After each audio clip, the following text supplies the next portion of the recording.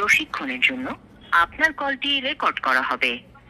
কলটি কন্টিনিউ করলে রেকর্ডিং এ আপনার সম্মতি আছে বলে গণ্য করা হবে। আসসালামু আলাইকুম, রিফাত বলছি। আজকে আপনাকে কিভাবে সহযোগিতা করতে পারি? ওয়ালাইকুম আসসালাম। আপনাদের রবি নাম্বার একটা অনলাইনে ছড়িয়ে পড়েছে ইতিমধ্যে, যেটা দিয়ে মানুষকে কল করে অনেক সময় বিভ্রান্ত করছে, কিংবা সত্যিকার অর্থে কোনো ঘটনা ঘটছে কিনা। আমি আপনার নাম্বারটা বলি, 01898916203। এই ব্যাপারে আপনাদের এখানে কোনো কমপ্লেন আছে কিনা?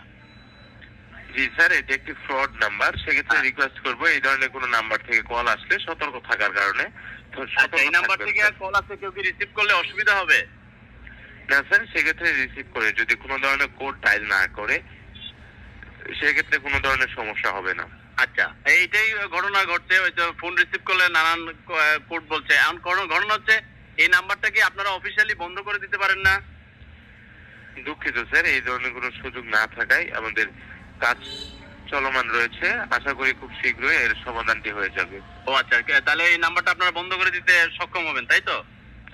জি স্যার, আমাদের কনসাল্ট টিম এই বিষয়টি নিয়ে কাজ করছে। আশা করি খুব শীঘ্রই এর একটি সমাধান হয়ে যাবে। আচ্ছা, থ্যাংক ইউ। আমরা এটা জানার জন্য চেষ্টা করছিলাম। আচ্ছা, ধন্যবাদ স্যার। আপনার সাথে কথা বলে ভালো লাগলো। ভালো থাকবেন। থ্যাংক ইউ, ধন্যবাদ। তাহলে আমরা রবি কাস্টমার কেয়ারে ফোন করে নিশ্চিত হলাম যে তারাও বলছে এই ধরনের নাম্বার থেকে ফোন আসলে আপনারা রিসিভ করবেন না। তার মানে এটা একটা দুর্ঘটনা আপনার জন্য ঘটে যেতে পারে। তো গ্রামের প্রত্যন্ত অঞ্চলের সহজ সরল মানুষ আছেন, আমি গ্রামের ছেলে, আমি নিজেও জানি।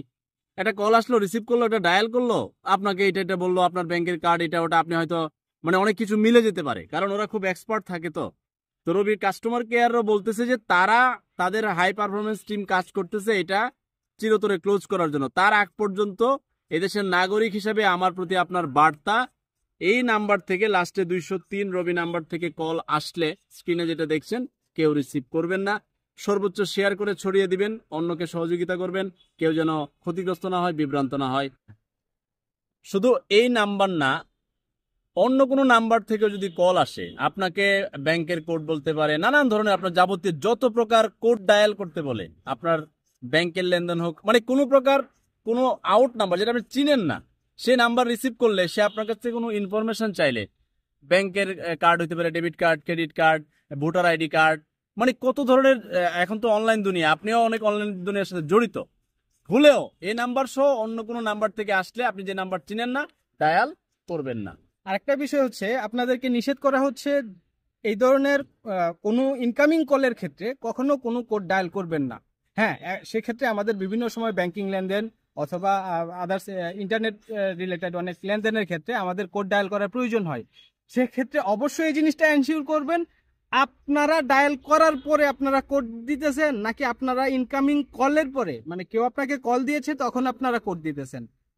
এক্ষেত্রে আপনাদের কাছে অনুরোধ থাকবে, আপনারা যখন ডায়াল করবেন তারপরে যদি কোনো কোড দেওয়ার প্রয়োজন হয় তখন আপনারা দিবেন, কিন্তু কখনো যদি কোনো ইনকামিং কল, মানে কোনো কল আসার পরে আপনারা রিসিভ করেন, সেক্ষেত্রে আপনাদের কাছে কোড আসলে আপনারা কখনোই কোনো কোড দিবেন না। ধন্যবাদ। সবাই ভালো থাকবেন, শেয়ার করে দিন।